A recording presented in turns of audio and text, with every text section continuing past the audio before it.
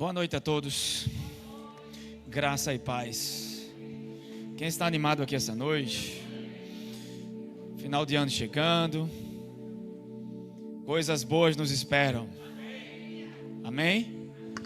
O povo de Deus sempre que passa por crise sai melhor do que entrou. Todas as vezes que o povo de Deus passou por uma crise saiu muito melhor, amém? Glória a Deus. Queria que você abrisse sua Bíblia no livro de Hebreus, capítulo 12, verso 2.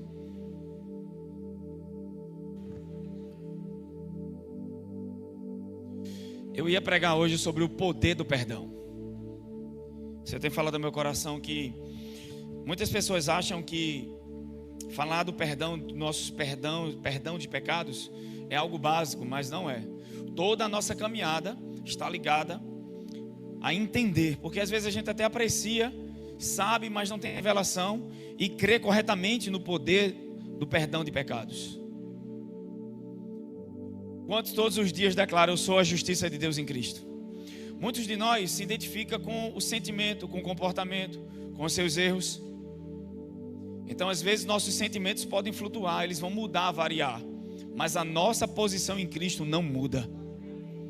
Então nos acostumamos tanto com o que é natural, que às vezes conduzimos toda a nossa vida a partir do padrão natural. Sensações, emoções, sentimentos ou aquilo que vemos, tocamos, aquilo que está acontecendo à nossa volta. Só que nascemos de novo. E a Bíblia diz: se alguém está em Cristo, é uma nova.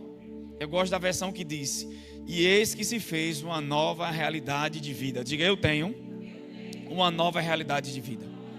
Agora, por que muitos de nós não começamos a viver a vida a partir dessa nova realidade? Você até entende que você nasceu de novo, por causa de uma velha maneira de pensar.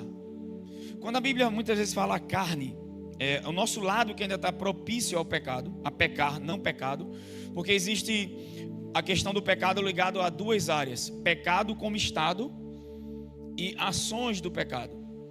Amém? Quem está comigo? Pecado como estado é hamartia no grego, que é o estado de pecado. Toda a raça humana se tornou pecadora, não porque pecou, mas porque nasceu de Adão em pecado. Romanos 5,12 diz que pela desobediência de um homem entrou o pecado, e pelo pecado a morte, e é por isso que todos pecaram. Todos estavam mortos espiritualmente, porque todos nós viemos de Adão decaído. Então, por isso que quando Jesus, em 2 Coríntios 5,21, a Bíblia diz: aquele que não conheceu o pecado, Deus o fez pecado por nós, para que nele fôssemos feitos justiça de Deus. Se ensina sobre muitas coisas na igreja, mas muitas vezes as pessoas têm falhado no ensino sobre a maneira como Deus te vê, sobre a questão do dom da justiça. Seu perdão é um presente divino. Sua autoridade em Cristo é um dom, é uma dádiva de Deus, amém? Você não alcançou por mérito. Só que agora há um desenvolver a partir disso. Corremos a nossa corrida agora em Cristo a partir desse lugar. Por isso que Paulo, quando escreve para a igreja de Éfeso, ele divide o livro de Efésios, a carta, em 3 partes. Começa ensinando a identidade, a herança que temos e o poder de Deus que opera em nós. E depois o capítulo 1 e 2. O capítulo 2 e 3, Paulo ensina sobre caminhar a partir dessa identidade. Porque muitos de nós se identificam com o comportamento e não com a identidade. Gastamos muito tempo tentando mudar o comportamento e não renovamos nossa mente para a nova identidade em Cristo. Porque se você nasceu de novo, por que ainda tem vontade de pecar? Ainda fica irado, com raiva. Algumas pessoas até pensam: será que eu nasci de novo mesmo? Então, essa mensagem, já vem um tempo que Deus vem colocando no meu coração, trazer mais clareza sobre isso, sobre a diferença entre pecado e pecar. Porque pecar é ações do pecado, hamartanos. Então vamos lá. Efésios está dividido em 3 partes: a minha identidade, que está ligado à minha herança, o que eu tenho, e o poder e o propósito. Amém? Está ligado à identidade. E agora eu caminho a partir desse lugar. E depois vem a parte final do livro de Efésios, que é o capítulo 5 e 6, que Paulo ensina a não lutar contra o diabo, mas ficar firme naquilo que Jesus já fez. Amém? Se manter na posição em Cristo. Então muitas vezes é ensinado sobre o caminhar com Deus, mas não se ensina sobre identidade. Se ensina as pessoas a ficar firme, mas não ensina quem elas são. Então às vezes a pessoa vai tentar caminhar, mas não sabe quem é. Então perceba, em Efésios Paulo classifica bem quem eu sou. E quem eu sou está ligado ao que eu tenho e o propósito. E agora eu caminho a partir disso e depois eu fico firme nisso. Amém? Porque o inimigo vai atacar a nossa identidade desde o princípio. É uma guerra de identidade. Então muitas vezes respondemos às circunstâncias baseado no que sentimos, não verdadeiramente em quem nós somos.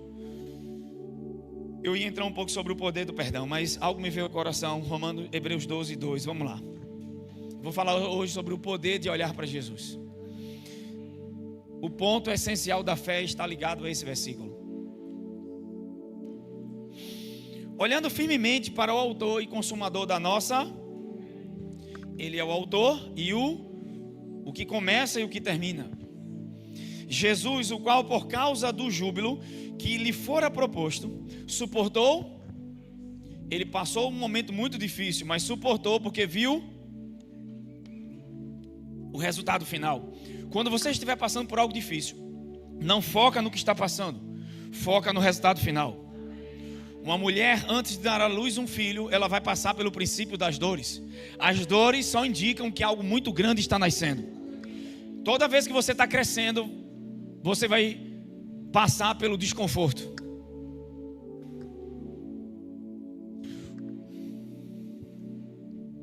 Amém? Não há crescimento no conforto. É o desconforto que gera crescimento. As ostras colocam pérolas magníficas, mas elas passam por um momento de maior estresse para gerar essas pérolas. Vamos lá. Então suportou porque olhou para a cruz. Se você passar pelo que está passando, olhando para o lugar certo, o que você está passando não vai surtir efeito sobre a sua vida. O problema de muitas pessoas é que quando estão num momento ou numa tempestade ou numa situação difícil, eles passam olhando para o problema e eles sucumbem com ela. A chave da essência da fé está no foco para onde você está olhando. Quando eu falo olhar, não é colocar a vista. Por exemplo, de repente passa uma viatura da polícia em um determinado lugar porque duas pessoas em uma moto assaltaram naquele bairro. E aí você viu até uma moto passando com duas pessoas. E o policial para na sua frente e pergunta: você viu uma moto passar? Você diz: sim, vi. Sabe qual era a cor? Você só olhou, você não fixou os olhos. Mas se você olhasse atentamente, você ia perceber a cor, você ia saber o capacete, a cor do capacete, quantas pessoas estavam ali naquela moto. Talvez até gravasse a placa. É mais difícil, mas um exemplo. Amém? Não é olhar corriqueiramente.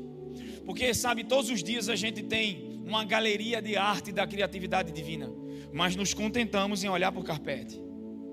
Estamos tão focados nas circunstâncias e dificuldades que não aprendemos a contemplar. Quando Deus criou o homem, criou para lavrar a terra. Havia trabalho, mas havia um prazer naquilo que ele fazia, porque ele contemplava o que foi criado. Então não era difícil para Adão cuidar daquilo que Deus criou. Ele nasce de uma obra acabada, tudo estava pronto. E o que Adão fazia? Trabalhar em cima daquilo que já foi criado. Nós agora trabalhamos ou caminhamos a partir de uma obra já consumada. Está tudo pronto, já é nosso. Mas por que não recebemos? Por que não desfrutamos? Porque toda a nossa vida foi ligada no natural. Até sobre essa questão de ser justiça de Deus, muitas pessoas não entendem. Porque no dia que você entender que você é justiça de Deus, nós vamos ser menos julgadores.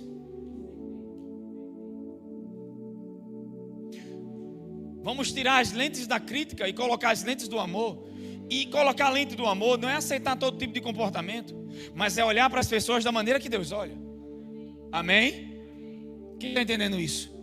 Porque muitas vezes um pai ou uma mãe, por amar um filho, não vai deixar ele fazer tudo que ele quer. Isso não é amar. Certa vez Júlia passou uma dificuldade na escola. Eu acredito que ela tinha uns 12 anos, 13 anos. E ela disse: eu não vou mais estudar. Eu disse: você não pode. Você não está numa condição de dizer isso.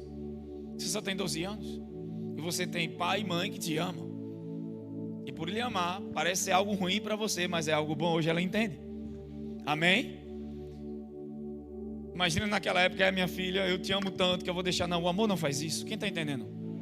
Olha para alguém e diga: a graça de Deus, ela vai encontrar você onde você está. Diga: mas após te encontrar, ela nunca vai te deixar nesse lugar. Tem alguém comigo aqui hoje? Então vamos lá. Eu nem comecei. Hebreus 12, 2. Suportou a cruz, desprezando a vergonha, e assentou-se à direita do trono de Deus. Olhando fixamente, diga: olhando fixamente. Qual o ponto essencial da fé? É olhar para a fonte da fé. Quem é a pessoa? Não é um objeto, é uma pessoa. O nome dele é? Sua fé para crer é encontrada em Jesus. Agora, como é que eu olho para Jesus? Deixa eu ler esse texto na versão amplificada. Bíblia, versão Amplification. Desviando o olhar de tudo que é distração para Jesus, que é o líder e a fonte da nossa fé, dando o primeiro incentivo para a nossa crença, e é também o seu consumador, levando a maturidade e perfeição, desviando o olhar de tudo que é distração. O trabalho do inimigo, ele não consegue roubar a tua salvação nem as bênçãos que Deus te deu, é distrair você do lugar certo. Geralmente quando a gente não aprende a olhar para Jesus, a gente tenta aprender no meio da tormenta. Por exemplo, se você nunca aprendeu a governar seus pensamentos nos momentos bons, quando chegar os momentos ruins, você não vai governá-los. Pelo contrário, suas emoções vão gritar mais alto, porque suas crenças estão ligadas a essas emoções. Mas se você começa a praticar a questão de governar suas emoções, seus pensamentos, quando tudo está bom, meditando na coisa certa, amém? Meditando na coisa certa, Filipenses diz: como não ficar ansioso? Meus amados irmãos, tudo que é puro, Filipenses 4, 6, tudo que é amável, tudo que é de boa fama, se algum louvor, alguma virtude nisso, é nisso que você deve. Agora imagina você pensando agora em tudo errado que as pessoas fizeram contra você. Se você começar a pensar no governo atual, na economia e tudo que está acontecendo no mundo, guerras, rumores de guerras, você vai sucumbir. Dentro de um problema, você não pode habitar nele. Você dá poder ao que foca. E uma das maneiras de dar foco à fé é olhar para a fonte da fé. Amém? Então, o que é que o texto está dizendo aqui em outras palavras? Desvie seus olhos de seus próprios erros, defeitos, fracassos e apenas fixe-os em Jesus. Você não é transformado olhando para seus erros. Eu não estou dizendo que você vai fazer vista grossa. Às vezes você vai precisar aprender com eles. E muitas vezes preferimos aprender com os erros do que com os orientadores. Porque se a gente quisesse aprender com os orientadores, a gente ouviria conselhos.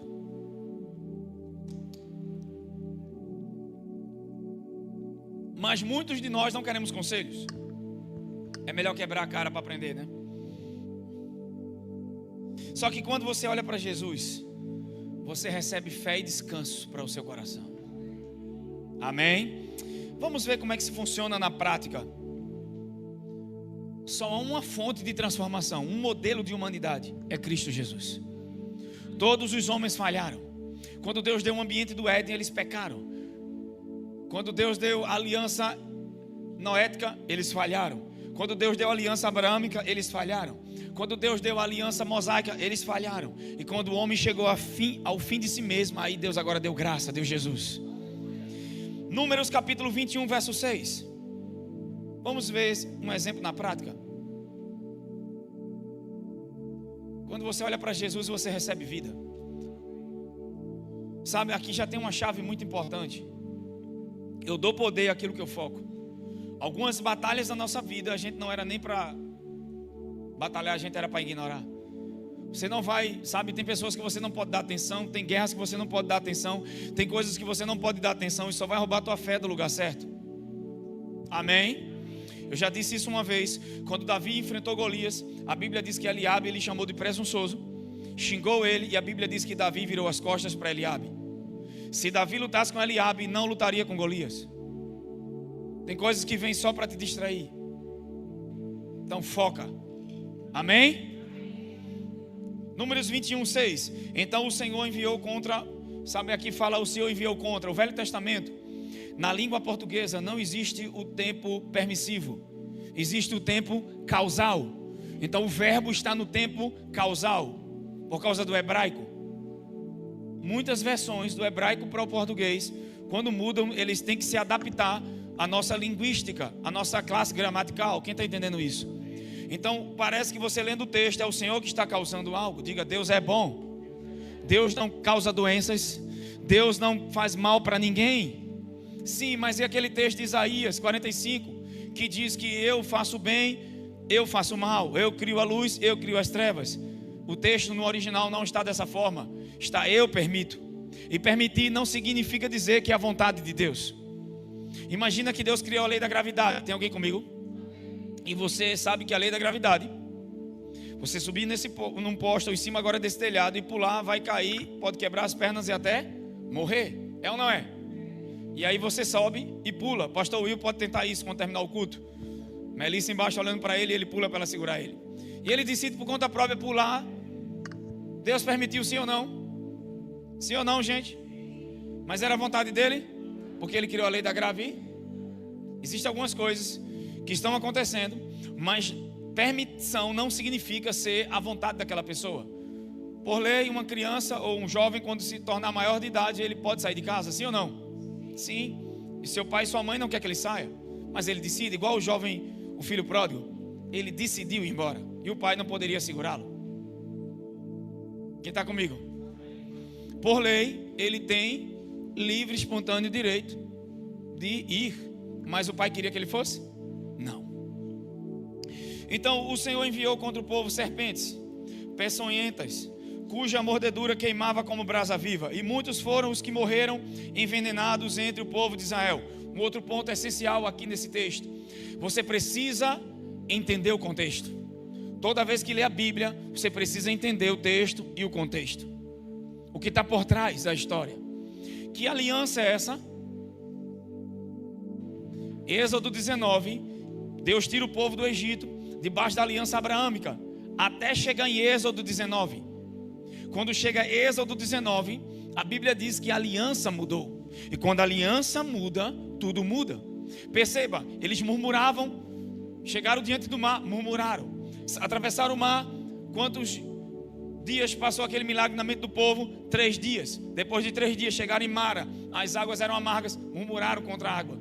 No deserto murmuraram por não ter pão. Depois murmuraram porque comia muito esse tipo de pão. Aí Deus mandou codornas. A cada murmuração parecia que Deus abençoava mais aquele povo, porque a aliança era uma aliança abraâmica, era aliança baseada em fé e bondade. O requerimento daquela aliança era baseado na bondade de Deus e não na performance do homem. É por isso que mesmo eles errando, falhando, murmurando, reclamando, essas serpentes que estavam no deserto sempre estiveram lá. Por que não morderam eles antes? Por que não morderam em Êxodo 10, Êxodo 15, 16, 17, 18? Só em Êxodo 19 tudo muda, porque a aliança mudou. E quando a aliança da lei é dada, a lei exige o comportamento correto. Enquanto a lei exige, a graça fornece o comportamento correto.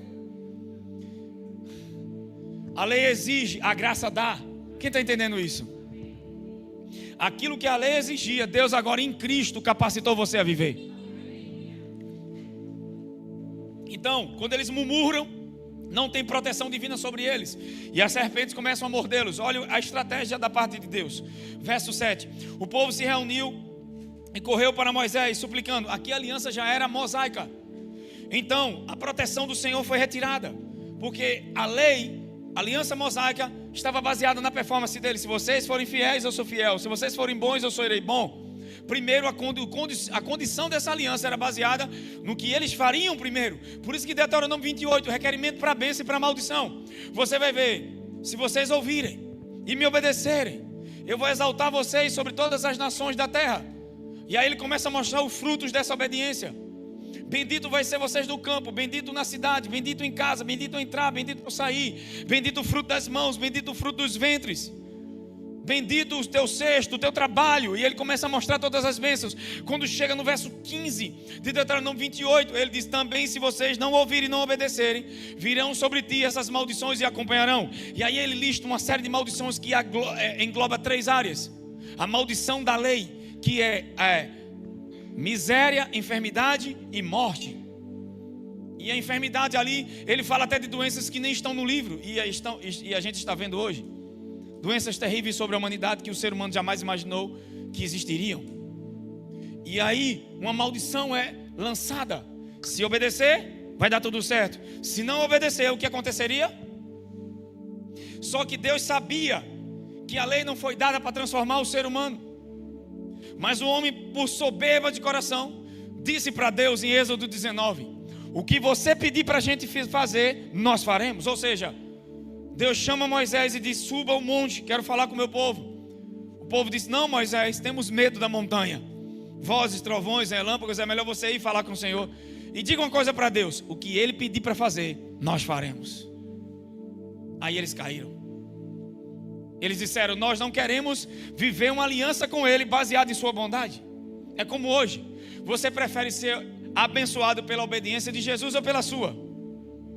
Mas Gleison, não tem obediência na nova aliança? Tem. Ela agora é fruto da fé em Jesus. Amém? Porque Ele obedeceu primeiro, Ele te capacita a obedecer em segundo. Por que você acha que Pedro negou Jesus 3 vezes? Porque Pedro, baseado em seus esforços, disse para Jesus: eu não vou permitir que você seja crucificado. Jesus olhou para Pedro e disse: antes que o galo cante, você me nega 3 vezes. Não é que a vontade de Deus fosse essa, que Pedro negasse a Jesus. É que Jesus olhou que Pedro estava tentando amar Jesus com os seus esforços. Amar Jesus baseado no seu amor e não no dele. 1 de João 4, verso 19. Depois a gente volta para Números. Estou pregando, está me levando para outras áreas do Espírito Santo. Então vamos lá. Nós amamos. Olha para alguém que está do seu lado e diga: a sua capacidade em amar vem do amor dele por você. Se você não receber do amor dele, você não vai conseguir amá-lo. O que é que Pedro disse? Eu não dependo de você, Jesus. Em outras palavras, eu não permito. A Jesus disse: você, em você, não é capaz de fazer isso. E o que é que ele faz? Antes que o galo cante, você nega 3 vezes. Porque evangelho não é você me amando, Pedro, é eu te amando primeiro. Lá na frente, Pedro nasce de novo. E agora um Pedro totalmente mudado está andando nas ruas, onde sua sombra curava os enfermos, seus lenços curavam os doentes. E esse Pedro que um dia tentou negar Jesus, quando foi morrer, disse na sua morte: eu não sou digno de morrer como meu Senhor me crucifique de cabeça para baixo. Amém? Então vamos lá, voltar ao texto de Números capítulo 21. Eles estavam sendo mordidos por serpentes por causa da sua rebelião. Porque a lei, ela vem para mostrar ao homem que ele é um pecador. A Bíblia diz que a lei é santa, boa e perfeita, mas o homem não era. A lei não poderia se rebaixar ao padrão do homem. Mas Filipenses capítulo 2, verso 5 diz que tende em vós o mesmo sentimento que teve em Cristo Jesus, que sendo Deus, não teve por usurpação o deixar de ser Deus, mas aniquilou-se a si mesmo, assumindo a forma de servo, se fazendo semelhante aos homens, foi obediente até a morte, morte de cruz. O que é que esse texto está dizendo? Que o amor saiu da zona de conforto e veio na nossa própria condição. Quem está entendendo isso? Deus tinha que se fazer homem. Evangelho é isso, é a ação de Deus para com a terra. É Deus amando você primeiro. E toda a resposta que você dá está ligada ao quanto Ele ama você primeiro. Com seus esforços você não pode ser salvo. Você não consegue se transformar. Eu estou falando de novo nascimento. Você pode melhorar a sua mente, mas você não tem como tirar a natureza de pecado e colocar uma nova. Só Jesus podia fazer isso. Porque o pecado entrou por um homem, todos nasciam sobre a mesma maldição do sangue. Sem derramamento de sangue não haveria perdão de pecados. Então Deus agora se faz humano. Porque tem que ser o mesmo Adão, o mesmo tipo de Adão que entrou o pecado, tem que ser o mesmo Adão que poderia tirar. Amém? Então a lei veio para revelar nossas falhas e mostrar o quão pecador e miserável nós éramos. Mas os homens disseram assim para Deus: não, qualquer mandamento que você der a gente vai cumprir. Só que quando Moisés sobe que os 10 mandamentos é dado, ele desce com as 2 tábuas da lei. Quando chega embaixo tem um bezerro de ouro. E a questão ali é: obra de suas mãos, fizeram um Deus para si, das próprias obras. Esse Deus é resultado do esforço, da queda do homem. E idolatria ao dinheiro, porque Mamon ali, o ouro está ligado ao dinheiro. Quem está entendendo isso? Irmãos, como o Pati disse, dinheiro não é problema. O problema é a crença que temos sobre ele. Dinheiro é um servo muito bom. E a Bíblia diz que foi Deus que criou. Quem criou a prata, quem criou o ouro, não foi o homem, foi o próprio Deus. Deus não criou cédula, Deus criou algo muito mais valioso, criou riquezas. E essas riquezas criou para nós. Se você vê o Éden, a Bíblia diz que havia lá o topázio, a esmeralda, o jasmim, a pedra de diamante. Tudo isso quem criou foi o Senhor, não foi Adão. Quem está entendendo isso? Nós temos um planeta rico em minério. Tudo que é tirado de tecnologia é tirado da terra, extraído da terra. Que terra? A terra que Deus criou.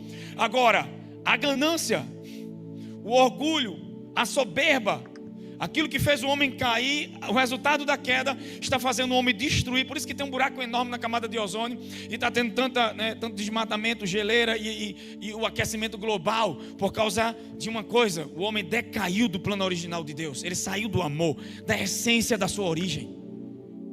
E a gente nunca viu uma terra com tanto egoísmo. E a Bíblia disse que por causa disso o amor de muitos ia se esfriar. A gente já não vê mais simpatia. Ver alguém caído no chão é normal. E a gente passa de longe. Igual o sacerdote, igual ao levita que viu aquele homem salteado, caído no chão. Mas um bom samaritano olhou para ele, parou sua montaria, sua carruagem. Sabe, é isso que o evangelho faz. Tira a gente da zona de conforto. O amor vai tirar você da sua zona de conforto para confortar outros. A lei não poderia rebaixar seu padrão. Jesus vem e se rebaixa. Saiu da sua glória e veio como humano. Aquele que criou tudo se submeteu à criação. Aquele que é eterno se submeteu a viver um tempo na terra. Você entende isso? Então vamos voltar. Estou falando sobre o poder de olhar para Jesus. Números 21, por quê? Porque o povo se reuniu e correu para Moisés, suplicando: pecamos e abrimos nossas bocas para murmurar contra o Senhor e contra ti. Rogamos, pois, que interceda o Senhor por nós, a fim de que ele afaste essas cobras horríveis. E Moisés orou intercedendo pelo povo. Então o Senhor ordenou a Moisés: faz uma serpente de bronze e coloca no altar de um poste. Faz uma serpente de bronze e você vai levantar ela e pendurar tipo um poste de madeira. Todo aquele que for picado e olhar para ela viverá. Moisés modelou uma figura de uma serpente em bronze e colocou no alto de um poste. Sempre que alguém era mordido por uma daquelas cobras venenosas e olhava para a figura da serpente de bronze, ficava curado e permanecia vivo. Abre em João 3, verso 14.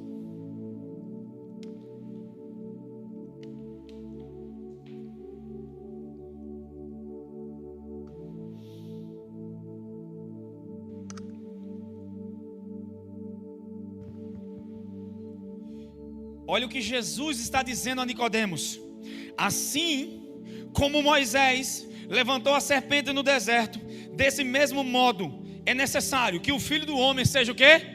Pendurado no madeiro. Aleluia. Para que todo aquele que nele crê não pereça, mas tenha vida eterna. Aleluia. O verso 16 todo mundo conhece: Deus amou o mundo de tal.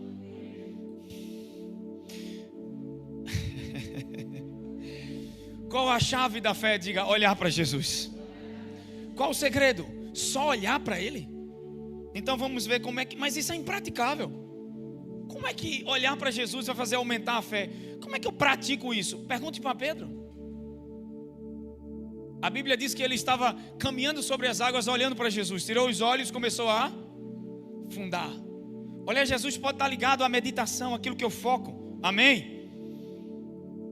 Aleluia. Sob a lei, diga: sob a lei, o homem tentou viver de acordo com os padrões de Deus. Diga: sob a lei, o homem tentou viver de acordo com os padrões de Deus. Diga, foi quando. Diga, mas o melhor de nós falhou. Diga, foi quando Deus enviou Jesus. E até os piores podem ser salvos. Amém? Tentaram viver com esse padrão. Agora vem cá, se a lei... Então como alguém sobreviveu na época da lei? Lembra que a lei tinha duas partes? Os mandamentos positivos e negativos. E tinha leis morais e leis cerimoniais. O que eram as leis cerimoniais? Um escape. Deus abrindo portas, sabendo que ninguém era capaz de cumprir a lei. Porque Tiago capítulo 2:14 diz: se você errasse um tio, fracassava em toda a lei. Imagine que você fica, que eram 10 mandamentos e viraram 613 regras. Só que Jesus não veio para você viver uma vida cheia de regras. Jesus veio para trazer essência, para te capacitar a fazer a vontade do Pai. Quem está comigo? Ele diz, Paulo fala em Romanos, aquilo que a lei foi incapaz de fazer, Deus fez através de Jesus. Porque agora eu não tenho algo externo, agora eu tenho algo interno habitando em mim. Uma capacidade de viver a vida de Deus, de dentro para fora. Começa de dentro para fora. Você nunca vai mudar algo externo se você não mudar por dentro. Enquanto você não mudar por dentro, você não pode mudar suas circunstâncias externas. É por isso que entra a renovação da mente, meditação, mudança de crenças. Aí você muda os hábitos externos, porque você está mudando interiormente. Amém? Só que você precisa entender algo. A lei, ela tinha uma parte que era a lei cerimonial, onde um animal, sacrifícios de animais, para encobrir o pecado. Se não fossem esses animais, não restaria um vivo, Célio. Só que a Bíblia diz que todo ano, eles tinham que levar um animal. Por quê? Porque eles traziam à memória o pecado. O pecado era recordado todo ano. Na nova aliança, Deus não quer você recordando de pecados. Mas o Espírito Santo não vem para me lembrar do pecado, jamais. A Bíblia diz que dos teus pecados Deus jamais se lembrará. E o Espírito de Deus testifica com o próprio Deus. Ele não pode dar testemunho de algo que Deus não lembra. Agora ele vai lembrar você todos os dias: você é filho, você é justiça de Deus. Você é justo, você... Agora por quê? Porque Deus sabe que é a crença certa que te faz viver certo. É uma crença errada que te faz viver errado. Então as pessoas estão tentando mudar o comportamento, mas não muda a crença. Se não muda a raiz, não muda o fruto. Então no Velho Testamento eram sombras do que haveria de acontecer. Um animal era trazido pelo ofertante, o pai de família, o pecador. E quando ele trazia o animal, o que era analisado? O animal era analisado para ver se ele tinha que ser perfeito, sem mancha, sem defeito, que representava o sacrifício de Jesus, que tinha que ser perfeito. Amém? Só que o sacerdote da antiga aliança, ele olhava para o cordeiro e não para o ofertante. Uma oferta pelo pecado era oferecida. Você sabia que o pai ofereceu um cordeiro por você? Toda a família tinha que ter um cordeiro. Se ela fosse pobre, ela traria aves. Se ela fosse rica, traria um boi. Depende do grau financeiro da família. Mas um animal tinha que ser morto. Tinha que ter derramamento de sangue, porque o livro de Levítico diz: sem derramamento de sangue não há remissão de pecados. É por isso que Jesus derramou todo o seu sangue, só saiu água do seu corpo, para não restar nenhum pecado na sua vida. Isso é tão profundo, porque até a paz com Deus está ligada ao perdão, ao entendimento de ser justiça. Muitos de nós têm muita culpa e condenação dentro da gente. Até a ansiedade está ligado à culpa e condenação. Então esse animal, o pai de família tem que colocar a mão sobre a cabeça dele. E a inocência do animal, a troca divina que aconteceu na cruz. Eu sei que vocês já ouviram isso várias vezes, mas às vezes alguns parecem que precisam entender, porque saber que é importante ser perdoado é uma coisa. Isso afeta a sua fé, afeta a maneira que você se enxerga, afeta a maneira de enxergar os outros, afeta seu relacionamento com Deus. Porque se você não tem paz com Deus, você vai fugir de Deus quando erra, ao invés de ir para Ele. A maioria dos cristãos fogem de Deus ao invés de correr para Ele. Ou então faz igual o filho pródigo: eu vou tentar trabalhar para Ele me aceitar de volta. O que te torna aceito é a oferta que Deus ofereceu por você. Olha, diga assim: entre mim e o Pai tem uma oferta perfeita, um cordeiro perfeito. Lembra que era o pai de família que levava o cordeiro para Deus? No Novo Testamento agora é Deus que envia um cordeiro para a terra. João Batista viu o cordeiro, não que encobre pecados, mas que tira de uma vez por todas o pecado, que quebra a barreira, que rasga o véu. E o véu não se rasgou para a gente entrar ao Santo dos Santos. O véu se rasgou para Deus sair, para Deus se relacionar. Embora o homem mesmo pecando, Deus nunca deixou de ter relacionamento com ele. Prova isso, provo. Quando Caim matou Abel, quem falou com ele? Como é que ele ouviu que era a voz de Deus? O homem já tinha decaído do Éden. E Deus perguntou para ele: onde está o seu irmão? Veja o valor que tem o seu irmão. Ele se preocupou mais com a oferta do que com o irmão. Às vezes na igreja a gente se preocupa com tanta coisa, ainda com aquilo que é mais importante, que é o irmão. A gente não está preocupado. A primeira pergunta de Deus é: cadê o seu irmão?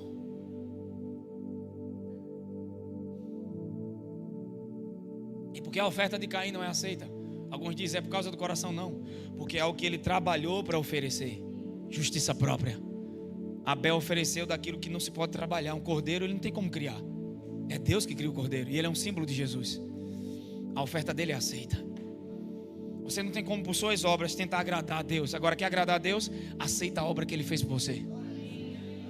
E começa a viver a partir dela. Levante sua mão bem alto e diga: eu sou a justiça de Deus em Cristo. Diga: o que me qualifica. Bem alto: o que me qualifica para ser perdoado, para ser curado, para receber todas as bênçãos, é ser justiça de Deus, é ter uma posição correta. E por que muita gente não vive? Porque não tem a crença correta nisso. Oh meu Deus, a salvação vem. Muitos estão vivendo, estão já em Cristo, têm uma posição, mas não tem a crença correta nisso. Amós disse que haverá um tempo, que haveria fome e sede, mas de ouvir a palavra de Deus. Aleluias. As pessoas sabem, mas não têm a crença correta. Então não desfrutam. Porque muitas vezes Deus te coloca no lugar certo e na hora certa. As conexões certas. Vamos voltar para o poder de contemplar Jesus. Meu Deus, eu estou no primeiro texto. Alguém pode dizer: isso é impraticável. Como é que eu olho para Jesus? Pergunta para Pedro. Tirou os olhos de Jesus, afundou. Até o que eu escuto me mantém dependente de Jesus ou de mim mesmo? Amém? Vamos pular aqui algumas coisas. Lucas capítulo 18. Você sabe que o evangelho de Mateus, o de Marcos, muitos pensam que Marcos foi um dos 12 apóstolos. Não foi. Marcos foi um irmão em Cristo que andou com Paulo, um servo. Só que ele é o servo que falhou. E Deus permitiu que ele escrevesse o evangelho de Marcos. E no evangelho de Marcos, perceba, Jesus não tem genealogia como em Mateus, como em Lucas. Porque ele descreve Jesus como o servo perfeito. O servo que falha, escrevemos do servo perfeito. É como Deus é tremendo, né? Se não fosse a misericórdia de Deus, onde é que a gente estaria agora? Hã? Vocês estão comigo? Aí vem Lucas. Lucas, ele descreve cronologicamente certos acontecimentos. Porque Lucas, ele andou com Paulo, era um médico, escritor, historiador. Ele agora coloca a narrativa de cada fato, de cada episódio, de forma cronológica, ou corretamente de forma cronológica. E aqui em Lucas capítulo 18, ele começa falando sobre o jovem rico. Quem lembra disso? Lucas capítulo 18, verso 1, vamos lá.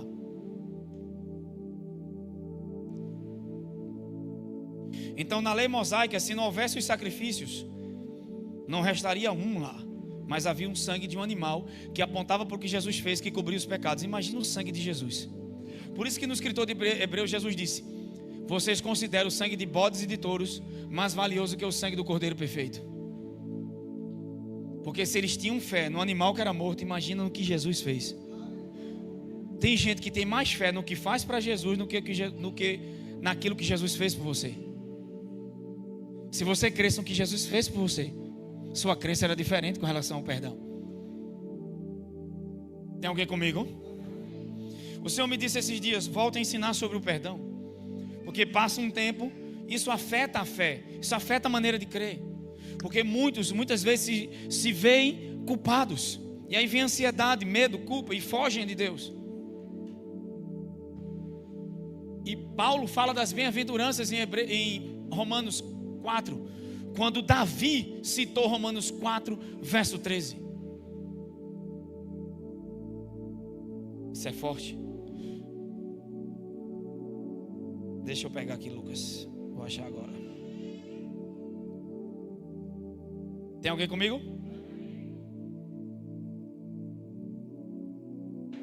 Quem achou, diga eu amo minha sogra.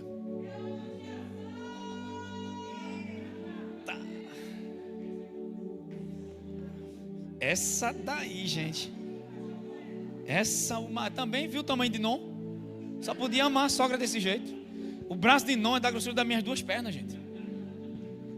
Quando ela está cansada, eles estão a pé, não diz, palma amor, bota ela assim e vai na rua, mesmo assim, subir a Vista Alegre, né?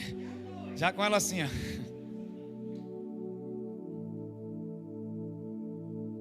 Jesus dá a parábola do publicano e do fariseu, que era o cara que se gabava nas obras e o publicano que orava pedindo de perdão.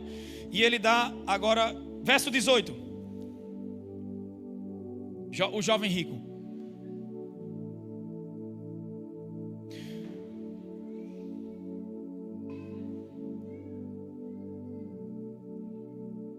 Aleluia. Glória a Deus. Deus é bom. Sim ou não?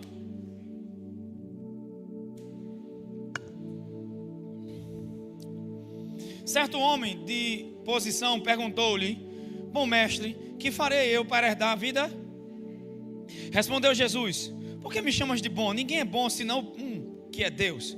Sabes os mandamentos? Não adulterarás, não matarás, não furtarás.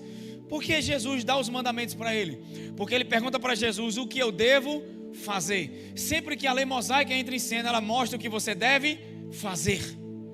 Lembra de João capítulo 6, 35, perguntaram a Jesus: bom mestre, quais são as obras que devemos fazer para o Pai? Jesus disse: a obra do Pai é essa, crer naquele que o Pai enviou.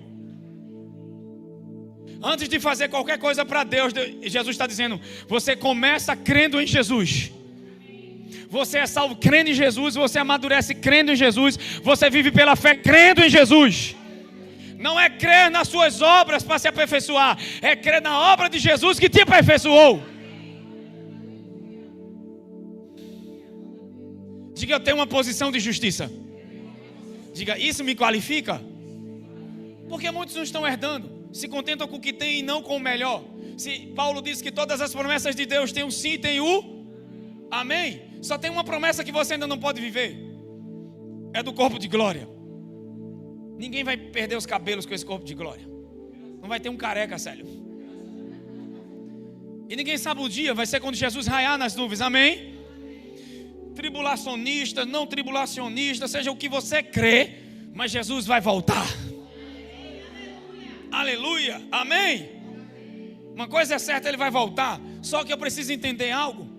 Só essa promessa a gente não pode desfrutar ainda, mas as outras todas podemos desfrutar. Por que não desfrutamos? Porque não temos a crença correta em nossa posição de direito. Hoje estamos igual ao irmão mais velho do filho pródigo, tentando trabalhar para o pai para ter o que já tem, ao invés de viver como herdeiros e filhos. Nenhum herdeiro se torna herdeiro porque trabalhou, se torna herdeiro porque nasceu herdeiro. Amém? Agora tem muita gente que crê mais no que faz para Jesus do que naquilo que Jesus fez para você, por você. Aqui está a chave. O jovem rico se apresentou a Jesus, se gabando dos: bom mestre, o que eu devo fazer? Quando é colocado o que deve fazer, quem entra em cena? A lei. E o que é que a lei mosaica vai mostrar o que está faltando? Toda vez que você for para Deus tentando se basear em seus méritos, você viu quanto eu orei, você viu quanto eu jejuei. Deus, eu quando me converti, me ensinaram assim, então eu orava e dizia: Deus, você vai ter que fazer porque eu jejuei e orei. Porque a gente aprendeu naquela passagem do filho, né, que Jesus expulsa o demônio e disse: essa casta só sai com jejum. E ele não falava do demônio. O que o pai viu como problema? O demônio. O que os discípulos de Jesus viram como problema? O demônio. O que Jesus viu como problema? A incredulidade. Por isso que aprender a enxergar é a coisa mais importante. Eu vou entrar nessa passagem do cego de Jericó, que a Bíblia diz que ele era Bartimeu, filho de Ele tinha um pai e tinha um nome, mas porque não enxergava, mendigava. Você tem um pai que é Deus e tem o nome de Jesus, identidade, mas porque não enxerga, muitos estão mendigando por causa disso.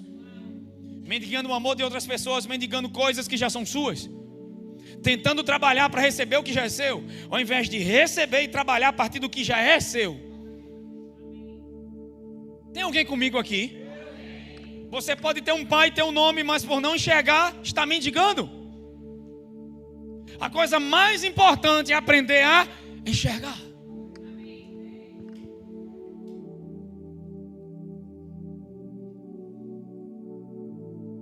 Vamos voltar para a passagem e eu vou fechar. Sabes os mandamentos: não adulterarás, não matarás, não furtarás. Verso 21. E disse ele: todas essas coisas eu tenho desde a minha. Lembra o que é que Deus disse a Josué 1:8? Se você meditar no livro da lei de dia e de noite, você vai ser bem sucedido. Você vai fazer o seu caminho prosperar. Não é assim? E esse jovem fazia o quê? Desde criança observava os mandamentos. E o que aconteceu com ele? Prosperou. Não tinha como não enriquecer. Quem está comigo? Porque tem princípios de enriquecimento dentro da lei. Só que algo acontece, que por usar a lei, seu comportamento e sua performance, ele não percebe onde está o seu coração. Só que Deus conhece todas as coisas. Jesus vai em uma área que ele não percebeu. O que é que ele olhou? Tudo que ele cumpria. E aí Jesus disse para ele, disse para Jesus: observar os mandamentos eu cumpro desde criança. Eu tenho observado desde a minha mocidade. Tem uma tradição disso, eu tenho praticado desde criança. Verso 22. Enquanto Jesus ouviu isso, disse-lhe: ainda te falta? Sempre que você vai para a sua performance diante de Deus, a lei vai mostrar o que está faltando. A lei mosaica é um tirano exigente. Sempre vai mostrar aquilo que falta. A graça mostra provisão e suprimento. A lei mostra o que está faltando em você. Deus mostra o que Ele fez em Cristo através de sua graça. Não te falta mais nada. O que falta agora é viver a partir disso. O que falta agora é renovar a tua mente, mudar as tuas crenças, começar a crer de verdade, ter a crença correta para um viver correto. Quem está entendendo isso? Porque você pode até por um tempo, com seus esforços, tentar mudar em uma área, e você tenta e fica bom. Quando você menos imaginar, cai. E Tiago disse, capítulo 2, 14, se errar um tio da lei, caiu em toda a lei. Então você prefere viver uma vida baseada em sua performance ou na performance de Jesus? O que é graça? É receber de Deus o que Jesus merece. O que é performance baseada na lei mosaica? Receber de Deus o que eu mereço e o que a gente merece. Porque com sua mente você até tenta fazer a vontade de Deus, mas de repente você está olhando para alguém, está julgando, está pensando, está xingando no trânsito, sabe? Mas às vezes não xinga com palavras, mas dentro já está irritado. E ainda que você seja bom em tudo, amém? Está igual o cara que Deus olhou para ele e disse: você é um filho muito bom. Você é tão bom que tudo que você pedir eu vou lhe dar. E ele disse: Deus, meu maior sonho, ele estava caminhando na beira da praia, disse: meu maior sonho é ir para o Caribe. E eu morro de medo de voar de avião, de avião. E eu queria que você fizesse uma ponte daqui para o Caribe para eu ir de carro. Deus olhou para ele e disse: peça uma coisa com mais nexo. Isso não tem lógica, que coisa complicada você pediu. E ele olhou e disse: Deus, eu já sei o que eu vou pedir. Eu fui casado 5 vezes e até hoje eu não consigo entender as mulheres. O que elas pensam, porque ficam chateadas, período menstrual, porque isso e aquilo. Deus olhou para ele e disse: você quer quantas faixas na ponte? Eu sei que algumas mulheres querem me pegar aqui quando terminar o culto. Essa piada não é machista, tá, gente? É só uma brincadeira. Vamos voltar para o texto, antes que eu seja fulminado.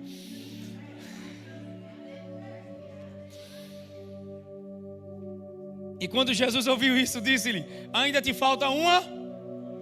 Vende tudo o que dá aos pobres e terás um tesouro. O que é que ele fez? Verso 23. Mas ouvindo ele isso, ficou muito, porque era muito. Ele era rico? Ele tinha posses, nunca foi rico. Pegue Bill Gates, tire todo o conhecimento que ele tem, tire toda a riqueza que ele tem, todo o seu dinheiro, ele se torna pobre? Por quê? Diga para alguém que está do seu lado: riqueza não é o que eu possuo, de bens materiais. É o que eu possuo no meu entendimento, nas minhas crenças como verdade. O problema dele não era ser rico. O problema dele era o apego ao dinheiro. Porque muitas vezes fazemos disso um amuleto ou um Deus. Jesus mostrou onde estava o coração dele. Jesus nunca quis que ele desse tudo. Até porque Pedro, depois dessa passagem, disse: Senhor, deixamos tudo para te seguir. Ele disse aqui 100 vezes mais do que deixaram, de por fim a vida eterna. Então com Deus você nunca perde nada.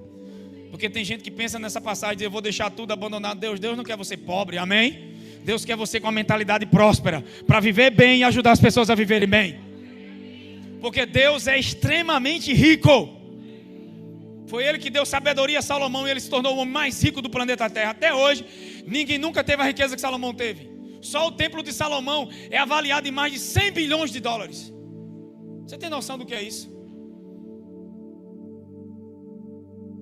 Então, Deus não tem problema com dinheiro. O problema aqui era a lei que entrou em cena e a performance. Então Deus estava mostrando onde estava o coração. Amém?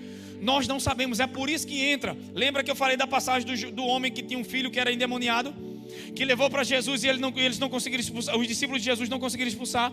Mas quando levou para Jesus, Jesus disse: essa casta só sai com jejum. E o que é que eles pensavam? Jesus nem orou e jejuou, padre. E como é que ele expulsou? Jejum e oração não te dá autoridade. Jejum e oração é um estilo de vida, amém? Jesus nem ora e jejum, e por que expulsou?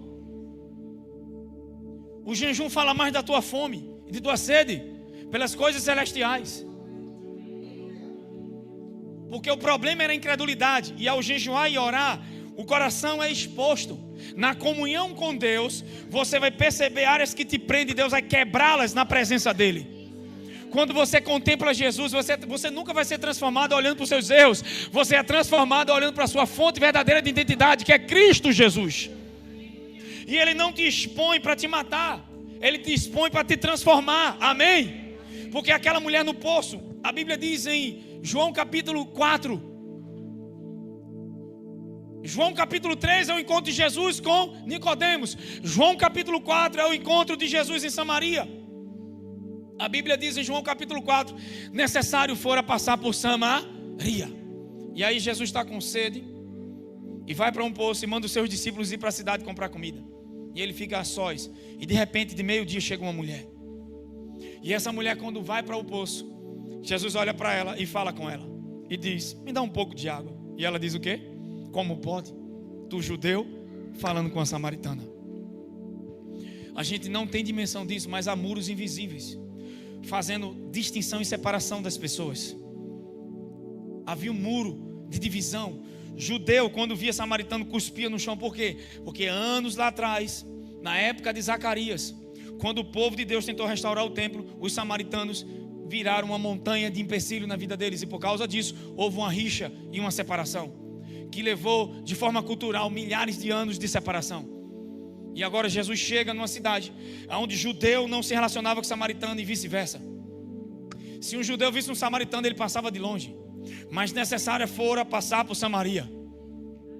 Jesus podia ter desviado o caminho, até porque passar por Samaria era uma rota mais longa. Já percebeu que alguns processos são necessários você passar? Tem coisas que são necessárias para que você cresça, amém?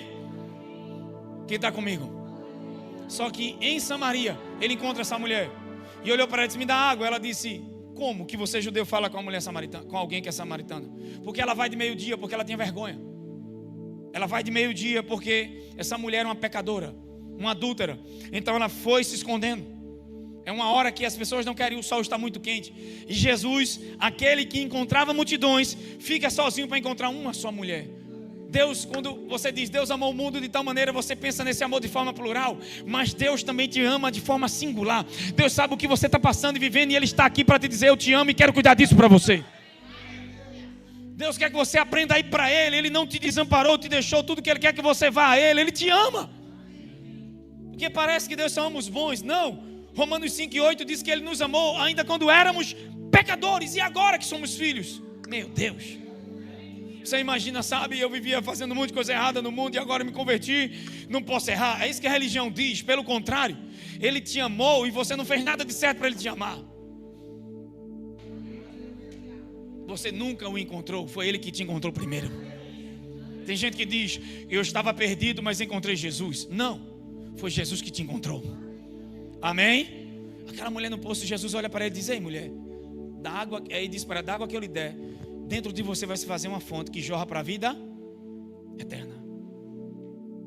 E aí ela interroga Jesus. Jesus disse, ela disse para Jesus: você não sabe quem eu sou. E ele diz: eu sei quem você é. Cadê o seu marido? Ela diz: eu não tenho. Ele disse: você disse bem, porque você já teve 5. E o que tem agora não é seu. E aqueles 5 maridos representam as 5 alianças passadas. A aliança do Éden, edêmica, da inocência, noética, abraâmica, do Éden, noética, abraâmica e mosaica. Quem está comigo? Só que agora tem uma aliança superior, a nova aliança. Não, são 5. A da inocência, depois vem a da consciência, depois vem noética, abraâmica e mosaica. 5 dispensações. Você teve 5 maridos. Quem está comigo? E o que tem não é seu, porque vai vir um marido certo agora para você. E essa mulher olha para ele e diz: eu vejo que você é um profeta. Porque muitos pensam: Jesus revelou o pecado dela para mostrar que ela está errada.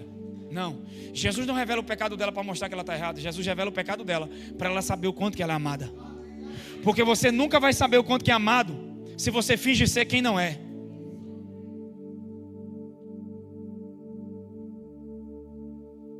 Deus sabe quem você é e escolheu te amar mesmo assim. Só que a experiência com esse amor mudou tanto a vida daquela mulher. Por quê? Porque quando ele diz: eu sei quem você é, por isso que eu estou pedindo água. Só que a água que eu vou te dar é diferente da água que você pode me dar. Essa que você está me dando, eu vou tornar a ter sede. Mas aqui eu te dou. Dentro de você, você não só sacia a tua sede, vai fazer de você uma fonte para os outros. Deus não só muda a tua vida e perdoa teus pecados, mas Ele agora transforma você em um farol para brilhar sobre o mundo. Você passa a ser fonte para a vida dos outros. Aquela mulher sai agora carregando uma realidade, não uma religião. Diga: evangelho não é religião, é viver pela verdadeira realidade. O que é que aquela mulher faz? Onde ela se escondia, agora ela dá testemunho.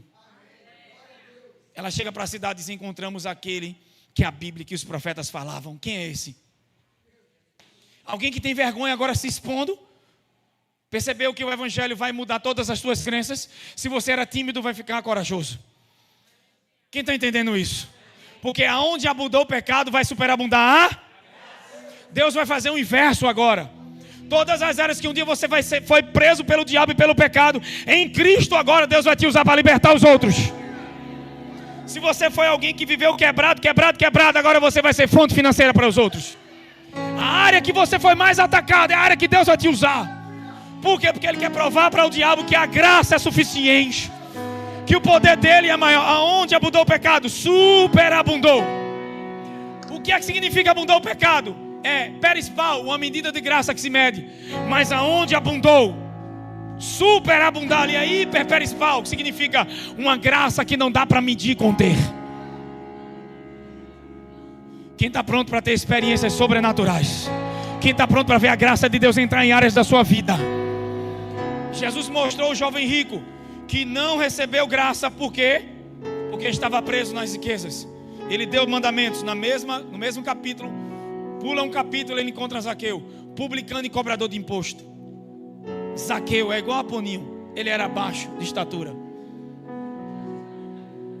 mas sabia que era pecador, então não tinha como se gabar de mandamento. E o que é que ele fez?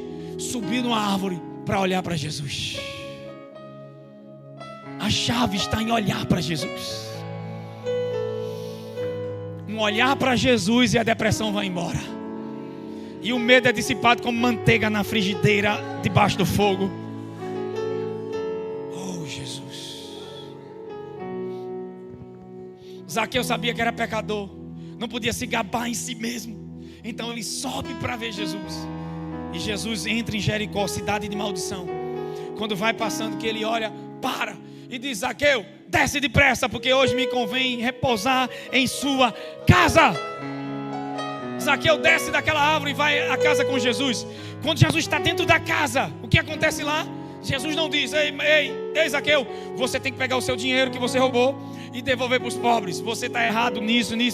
Não houve mandamento sequer, não houve lei mosaica sequer. Zaqueu já sabia que era pecador, mas ele só fez olhar para Jesus. E o que é que esse olhar para Jesus faz? Quando o foco é Jesus, o que é que ele faz na nossa vida?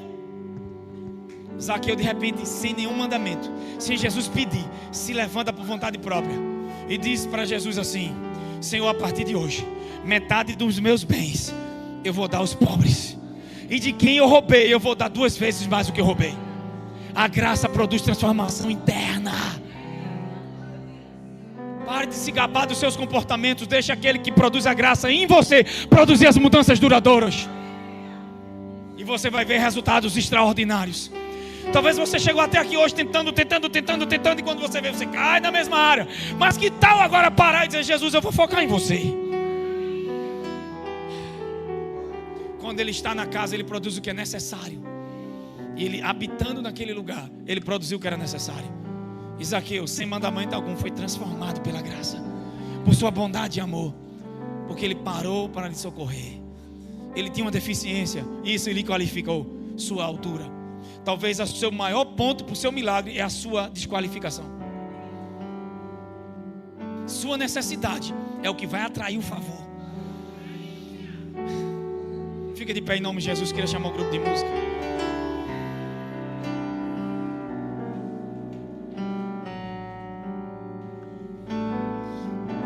Na verdade eu ia entrar no cego de Jericó, mas não deu tempo.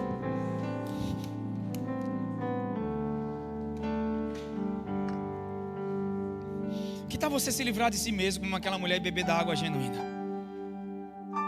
A lei vai fazer você olhar para você mesmo. A graça faz você olhar para Jesus. Uma aliança te faz depender dos seus esforços. Uma aliança te faz depender da dependência dele e crer nele. Ela ajusta a tua fé. Amém? Diga: eu sou a justiça de Deus em Cristo.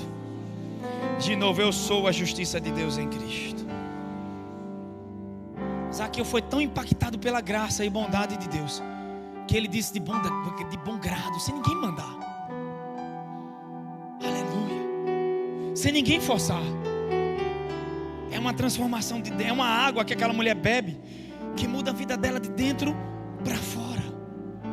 E agora, quem se escondia passa a ser testemunho para os outros. Talvez tem áreas da sua vida que você tenta esconder. Deus está dizendo: agora eu vou transformar através da minha graça a tua vida em testemunhos para os outros. Amém? Você nunca vai saber o quanto é amado enquanto você não for para Deus verdadeiramente sabendo quem você é.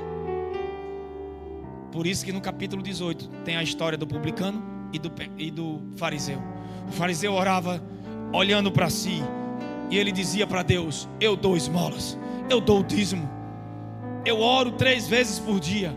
O publicano ia orar dizendo: Senhor, eu pequei, eu careço de tua misericórdia. Ele só olhava para Deus. E aí Jesus disse: quem encontrou misericórdia? O fariseu, que ao orar olhava para si, ou o publicano, que ao orar olhava para Deus e pedia misericórdia? O problema é que a nossa mente ficou tão bitolada na meritocracia, que quando você vai a Deus, você tem que olhar para si próprio. Mas está na hora de você se esvaziar de você, porque a Bíblia diz: todos nós com rostos descobertos, não com máscaras, não com folha de figueira, mas com o rosto descoberto. Ele sabe quem você é e não te rejeita. Ele sabe quem você é, e Ele te diz: eu quero ajudar você a transformar a sua vida. Aceite o meu perdão e o meu amor, e você vai ver como você vai mudar, porque é de dentro para fora. Olha para a sua graça. Assim como Jesus foi levantado, como a serpente foi levantada, Jesus foi levantada sobre uma haste de madeira, e quem olhar para Ele é salvo. Amém? Você pode olhar para Ele todos os dias da sua vida. Ele é o foco da nossa fé. Todos os dias vai vir distração para tirar teus olhos de sua graça e do seu amor, mas tudo que Deus quer é que você pratique o que Pedro praticou, olhando para Ele, olhando para Ele, olhando para Ele. Amém? Vamos adorar o Senhor essa noite em gratidão. Aleluia.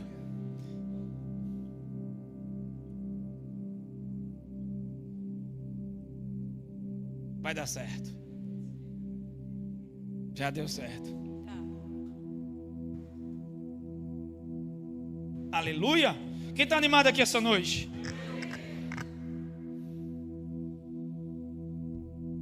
Seus pontos de necessidades são portas de favor para a graça de Deus. Amém? Sabe, às vezes a nossa mentalidade fica tão turva em nossa performance que a gente fica igual o povo de Israel.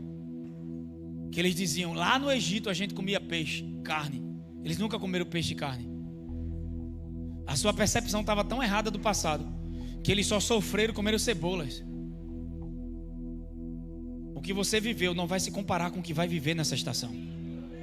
A terra de Canaã é um lugar onde você depende da chuva do céu e não de pedalar para irrigar as plantações. Deus está te levando para o descanso. O que é isso? É um lugar onde você aprende a depender dele, a depender da chuva do céu. Isso para você dói muito. Por quê? Porque você viveu a vida toda no Egito, aprendendo a pedalar para irrigar suas plantações. E agora você tem que depender de chuva. Chuva não é o que você produz, é o que Deus produz. Amém. Aprender a depender do que Deus produz na tua carne é doloroso, mas é a vida mais satisfatória, porque você não nasceu para depender de você mesmo. Você nasceu para depender de Deus e do seu amor, e Deus pode te sustentar em qualquer situação. Deus nunca vai te levar em um lugar onde a graça dele não pode te manter. E quanto maior o nível de necessidade, maior será a explosão do favor da graça de Deus. Você acha que já viveu muito, você acha que já viu grandes coisas. Deus está dizendo, se prepare que está para acontecer. As coisas que você vai viver, você não tem nem como comparar.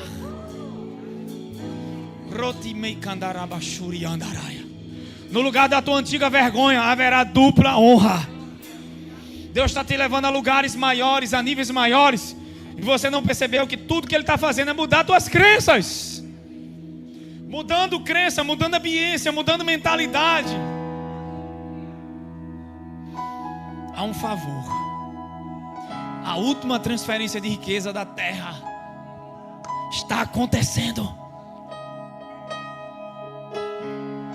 E não é só acreditar, mas é entender que Deus está preparando corações para isso. Porque quando Ele disser dá, você sabe que não é seu, você não vai ter problema em dar. Você vai ter problema em dar um Fusca que você lutou, ralou e suou para comprar. Mas se você receber de graça uma BMW e Deus disser dê, você dá por quê? Porque você não suou por ela. Te ensinar a viver na graça é mais ou menos isso. Você nunca vai se desprender daquilo que você luta e suou e trabalhou, mas aquilo que você não conquistou, não trabalhou. É por isso que Deuteronômio capítulo 6 ele disse: ei, quando vocês entrarem na terra, não se esqueçam que vocês estão habitando em casas que não construíram, em poços que não cavaram, estão colhendo de vinhas que não plantaram. Vocês nunca vão poder dizer foi minhas mãos, foi minhas obras. Não, tudo que eu quero é que vocês reconheçam: chegamos aqui, mas foi o Senhor que nos trouxe, foi o Senhor que fez. Porque se não for o Senhor, você tinha entrado em colapso nervoso. Houve proteção na tua mente, na tua saúde, no teu corpo. Você pode ter trabalhado, você não. A graça trabalhou contigo.